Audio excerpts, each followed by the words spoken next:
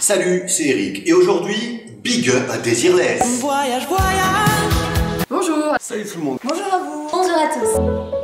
Nous fait découvrir une petite ville.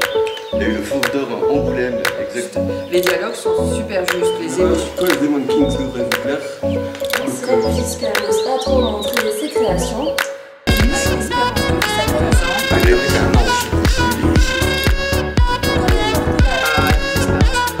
On est du manga, c'est bon. Écoutez ça, c'est une formation.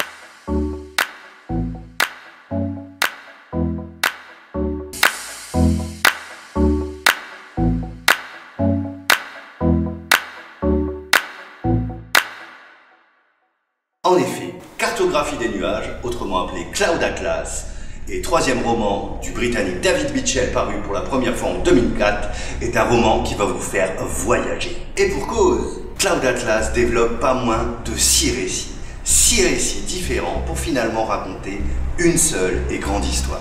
6 récits coupés en 2 en plus. Donc ça nous fait une histoire coupée en 12 à la matière d'un palindrome. A, B, C, D, E, F, E, D, C, B et enfin A. Ça peut paraître déroutant et en effet ça l'est un petit peu au début. Mais en réalité tout s'enchaîne parfaitement et on ne perd jamais ni le fil ni le propos de l'auteur qui se dessine de plus en plus précisément au fil des 6 destins que l'histoire va nous raconter. Cloud Atlas nous fait donc voyager.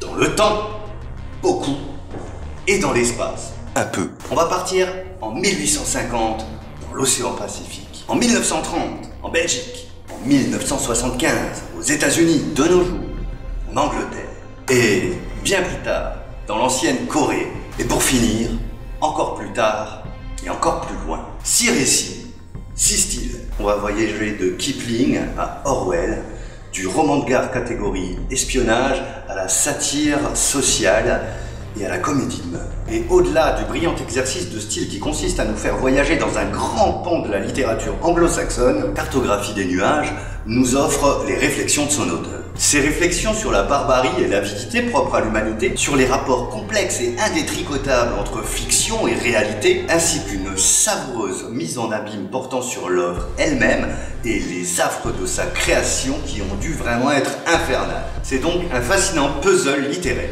Tour à tour, drôle, effrayant, émouvant, lumineux d'espoir et désespérément pessimiste.